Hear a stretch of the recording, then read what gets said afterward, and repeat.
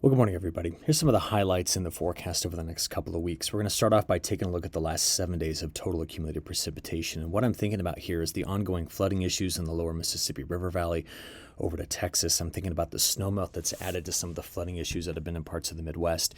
And then a lot of our discussion is going to turn to the way the jet stream is kind of extending into the western United States. But there is one thing that is sure about the month of January. You look at the last 30 days, and there's only been very small portions of the United States that have been left out of the flow. I'm thinking about parts of Montana, Wyoming, the Dakotas, Minnesota, Wisconsin, the UP of Michigan, and getting into the Canadian Prairie.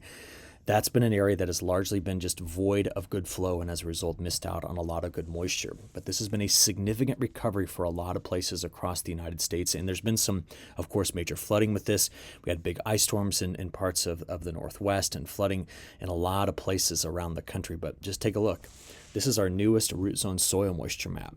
And there's still snow sitting on top of this that will melt, getting into some of the ground here, helping to relieve some of these issues overall.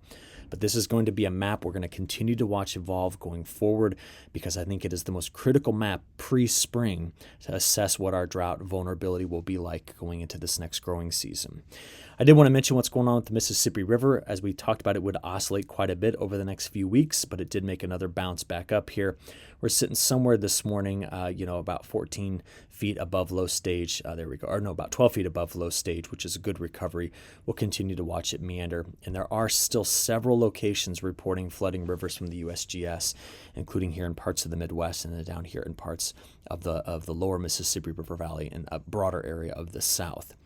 Now, a lot of attention is going to go to this extended piece of the jet, and it's impressive, 200 miles an hour.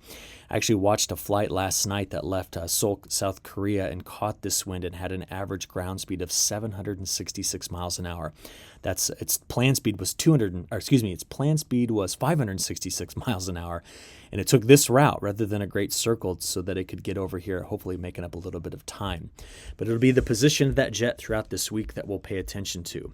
It's going to meander north and south, but eventually end up targeting Southern California and then rolling across the south. What it does is it leaves weaker flow in the northwest. There's a large ridge that builds up into central Canada with a lot of heat in it. And about the only thing we get out of this is one little system early this week that rolls through the Great Lakes. Much of this part of the country just gets left out of the flow for a while, not just through the middle and end of this week, but all the way into next week as well as the subtropical jet dominates. So this is what we got in terms of our all hazards weather map. I think one key thing here to say is finally it's a day where we don't have widespread fog issues from the Rockies all the way to the East Coast, but there's some stronger winds coming into the west.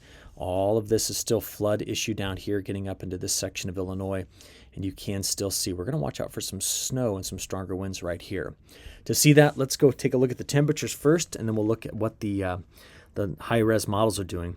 I just bring up the temperatures first to show you how mild it is west and how mild it is in the central United States. Just remember, 12, 13 days ago, we had wind chills in this area of minus 50, and now we're 50 degrees Fahrenheit for high temperatures today. Incredible to see that swing in temperatures. So here's the system we're going to watch early this week. It's going to come right over the mountains here. I'm so sorry. These are not mountains. These are Great Lakes. It's going to come over the Great Lakes later today, spin itself up right there, maybe bringing in the risk tonight into early tomorrow morning of some ice in this area, but that's a tough forecast. Some models keep this all rain, and as it comes right in here, it pushes up against the Appalachian Mountains where there could be some snow, but that's it. The flow is split. The flow's coming into the northwest initially, California later, leaves the midsection of the country out of it. So this is what you got for your next 7 days. We're going to watch flow coming in early this week here, then move into California, then move into Southern California. It will add up decent snows here. But high pressure sinks in, keeping the flow to the south where the subtropical jet is. So that's where your wettest conditions are. There is one little system that sneaks over, you just saw it, that comes through the Great Lakes. But other than that, our flow is concentrated on viewing the west and then how far to the south this is going to stay. Quickly showing you that with our models, GFS and European. Here we go. Let's play through Tuesday. There's the possibility of rain rather than snow in this area. Once it gets to the Appalachian Mountains, better chances of snow. But watch the deep low come into the northwest by Wednesday into Thursday. As I said, it slides farther to the south on Thursday, bringing in some heavy snows into the Sierra Nevada. Pulls into the central part of the Rockies here with good snows at high elevation. But high pressure in place here, watch. Friday, Saturday, Sunday, into Monday. Where does it go? It just kind of lines everything out to its south. That's where the subtropical flow is. I will be watching this all week to see if we can get some decent moisture into parts of southern Alberta, Saskatchewan, and then into parts of Montana, areas that really, really need to see the moisture piling up there. But going into early next week, it's going to go back to the west again. Our attention is going to be in the west for the next 10 or 12 days as that jet extends and then eventually retracts. So adding up quite a bit of snow there. I'll be watching most carefully for this, though, and some snow here in the western plains. But there will be parts of the Sierra Nevada that have a good chance of picking up a couple of feet of snow. Here's your chance of getting 6 inches in the next 10 days. What about if we just step this up to 18? Now we can see where the heaviest snows are likely going to be. On the wetter side of things, let's just see who's going to get a good chance of getting an inch of liquid out of this. There's that corridor on the other side of the Rockies we're going to watch. And then here's the chance for 2 inches. It's highest right into this part of California, down in Southern California. And then you can see the chance of 4 inches. Watch out for more flooding down here in Southern California out of this. It is important to look at who's going to be on the drier side of this. So let's go say who's got the best chance at seeing less than 1/10 of an inch. This area, not worried about. Up here, I am. This has been one of our drier spots. Okay. Once we get out there, though, to day 10, which was where the end of those previous maps showed you, what do we have? We have troughs here, troughs there, with the ridge just slowly moving its way farther and farther to the east. So I'm tending to buy into the European model's week 2 forecast. A little bit wetter in the central plains and in the northern plains up here into parts of Montana, but the wettest will be in the southwest. Really see that as a pretty strong signal given the jet stream position. All right, in terms of temperatures, take a look at today's highs again. Now watch. Tuesday, even warmer. If we can get that to move over. There we go. Look at that. Holy cow. This is now getting into Wednesday, Thursday. The west starts to cool off on Friday into Saturday and Sunday. But look at the central part of the United States, which keeps it warm all the way through the weekend. Day 5 through 10 stays mild. Day 10 through 15, it just slowly slides farther and farther to the east.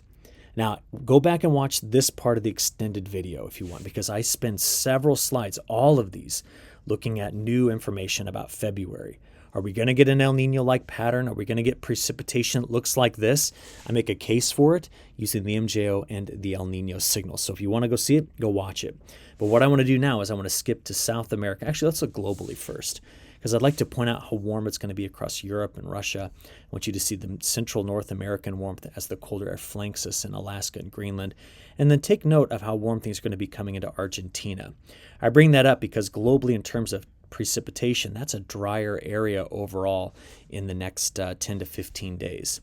Now, this is important in South America because of harvest progress. Looking only at Mato Grosso, the northern and biggest state, they're ahead on harvesting soybeans, but they're about to get into that time period where I expect this to slow down, not necessarily because of weather right now, but because of weather back in November that got really hot and dry. That pushed the planting slower into this time period. So we're going to watch that change. And it is important to note that the planting of corn is off pace by about 6%. So we'll just watch that carefully. What we do see is that over the next week, drier conditions in southern Brazil and in Argentina, where the heat's going to be building in. Still highest NDVI on record down here, not worried about that at all. Southern Brazil, not concerned. And it's just wetter a bit farther to the north, which might keep some stuff green here a little bit longer, prolonging some of the harvest and planting efforts. So we'll kind of keep a close eye on that as we go forward.